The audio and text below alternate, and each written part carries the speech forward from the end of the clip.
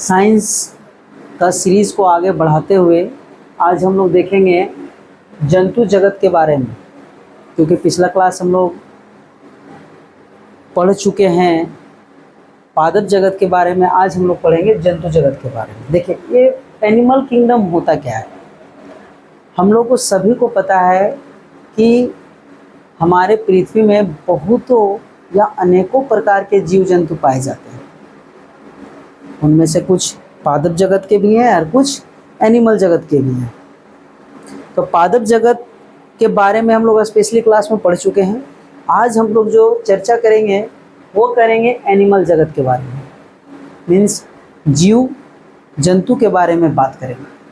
देखिए, हमारे यहाँ जो है काफ़ी ज़्यादा जीव जंतु पाए जाते हैं और उनका रहन सहन, खान पान सब कुछ अलग है।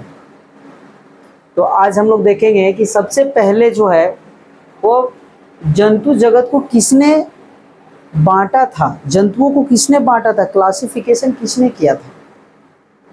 तो इसको सबसे पहले अरस्तु नामक वैज्ञानिक ने जंतुओं को बांटा था। जल, स्थल और वायु के रहने के आधार पर बांटा था। मगर जैसे जैसे समय बीतता गया वैसे वैसे इनकी संख्या बढ़ती गई और जो हमारे कैरोलिस लिनियस नामक वैज्ञानिक है उन्होंने एक बार और जंतुओं को बांटा, जिसको हम लोग मॉडर्न क्लासिफिकेशन ऑफ एनिमल कहते हैं। ठीक है, तो मॉडर्न क्लासिफिकेशन ऑफ एनिमल के तहत वह दो भाग में बांटे थे उसको, इसमें प्रोटोजोआ और मेटाजोआ के अंतर्गत।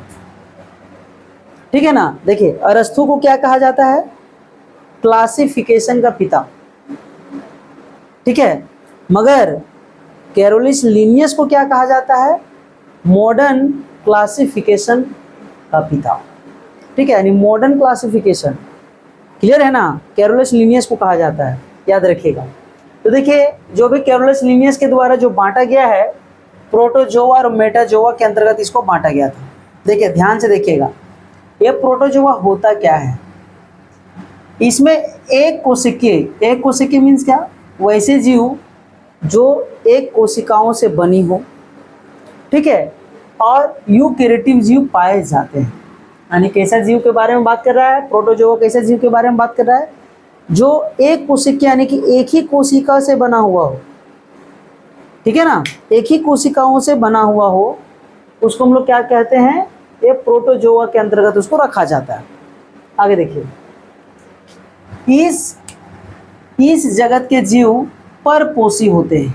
परपोषी मीन्स ये दूसरे पे डिपेंड होते हैं।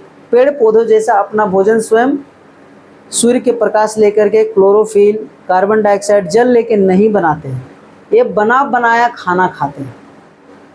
ठीक है, क्या करते हैं, ये बना बनाया यानी दूसरे पे डिपेंड रहते हैं।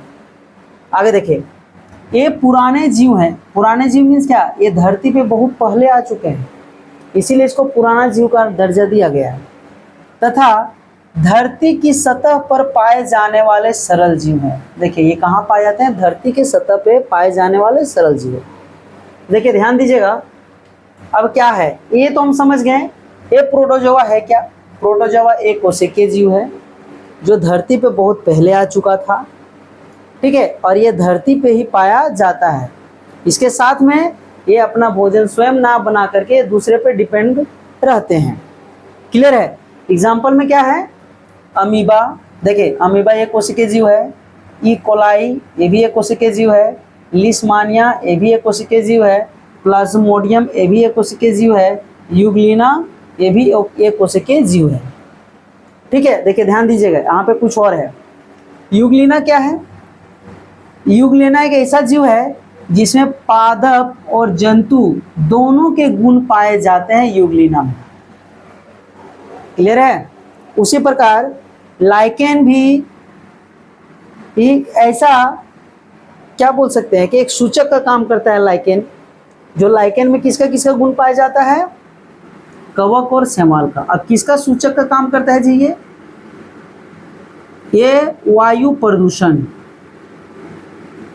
वायु प्रदूषण समझते हैं ना, वायु प्रदूषण का सूचक का काम करता है। जिस जगह पे वायु प्रदूषण की मात्रा ज़्यादा होगी उस जगह पे लाइकेन का विकास नहीं होता है।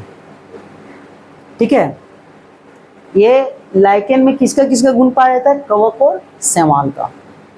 आप देखिएगा कि दिल्ली में इतना ज़्यादा प्रदूषण है कि उस एरिया में आपको लाइकेन देखने को मिलेगा ही नहीं। मगर आप यही झारखंड में आ जाइए, झारखंड में जंगलों में देखिए, आपको लाइकेन काफ़ी ज़्यादा देखने को मिलेगा, क्योंकि यहाँ पे वायु प्रदूषण कम है। और जिस जगह पे वायु प्रदूषण कम होता है इसका विकास जोरों शोरों से होता है, और जहाँ पे वायु प्रदूषण है इसका विकास बिल्कुल ही नहीं होगा। तो हम लोग इसको सूचक के रूप में लेते हैं, क्या? वायु प्रदूषण के सूचक के रूप में। ठीक है, देखिए अब हम लोग यहाँ पे देख रहे थे कि जंतु जगत को बांटने की आवश्यकता क्यों पड़ा था। तो हम लोग एक देख चुके हैं कि सबसे पहले सबका जो वास है, खान पान है या संरचना है, सभी अलग अलग है। ठीक है, तो उसको छांट करके अलग करना ताकि उसके बारे में जानकारी हमको अच्छे से प्राप्त हो सके, इसीलिए उसको बांटा गया है। क्लियर है ना? अब देखिए, अब प्रोटोजोआ के बारे में तो हम लोग देख लिए हैं कि ये सभी एक कोशिकीय जीवाते हैं, और मेटाजोआ में क्या होते हैं? ये सभी बहुकोशिकीय जीवाते हैं। ठीक है, कैसा आते हैं इसमें? बहुकोशिकीय जीव आते हैं, सभी के सभी बहुकोशिकीय होते हैं। यानी कि मेटाजोआ के अंतर्गत जो भी जीव आते हैं वो बहुत सारे कोशिकाओं से मिलकर बने होते हैं। जैसे हम लोग एक कोशिकाएं नहीं, हम लोग बहुत सारे कोशिकाओं से मिलकर बने हुए हैं। ठीक है ना? अब देखिएगा चींटी भी किसके अंतर्गत आता है? वो भी मेटाजोआ के अंतर्गत आता है, क्योंकि वो बहुत सारे कोशिकाओं से वो भी मिलकर बना होता है। अगर एक कोशिका के बारे में बात करेंगे तो अमीबा होता है, जिसको हम अपनी आंखों से नहीं देख सकते। जब तक माइक्रोस्कोप नहीं लगाएंगे तब तक पता ही नहीं चलेगा कि अमीबा है या क्या है, क्योंकि हम अपनी नग्न आंखों से उसको देख पाना मुश्किल है। ठीक है, आगे देखिए। अब मेटाजोआ को भी दो भाग में बांटा है, कशेरुकी और अकशेरुकी। देखिए ये दोनों क्या है पहले समझिए। कशेरुकी ऐसा जीव होते हैं जिनका बॉडी बटा हुआ होता है। जैसे बटा हुआ मीन्स सर, धड़, पैर, हाथ, यानी कि पूरा जो बॉडी है हमारा बटा हुआ है। तो हम लोग किसके अंतर्गत आते हैं? कशेरुकी के अंतर्गत आते हैं। अकशेरुकी के अंतर्गत किसको रखा गया है? अकशेरुकी के अंतर्गत वैसे जीव को रखा गया है जिनका बॉडी बटा हुआ नहीं होता है। ठीक है ना? जिनका बॉडी बटा हुआ नहीं होता है। जैसे हम लोग एग्जाम्पल में क्या ले सकते हैं? ऑर्थोपोडा वगैरह के जो वर्ग के हैं उनका शरीर बटा हुआ नहीं होता है। ऑक्टोपस का शरीर बटा हुआ है क्या? नहीं। क्या उसका हाथ पता चलता है? क्या उसका पैर पता चलता है? बिल्कुल नहीं, पता ही नहीं चलता है वो किससे चलता है, किससे भाग रहा है। सिर्फ उसका आँख दिखता है, और वो भी सर है कि नहीं वो भी पता नहीं चलता है। तो कहने का मतलब है कि अकशेरुकी के अंतर्गत वैसे जीव को रखा गया है जिनका शरीर की संरचना जो है वह इस प्रकार से बनाया गया है कि बोल सकते हैं कि उनका जो है वो पार्ट डिवाइड नहीं है, यानी कि वो जॉइंट ही है। आप देखिएगा तो लगेगा जॉइंट है। जैसे एग्जाम्पल में ले लीजिए केंचुआ। केंचुआ का पैर होता है क्या? नहीं होता है। सर पता है? नहीं होता है।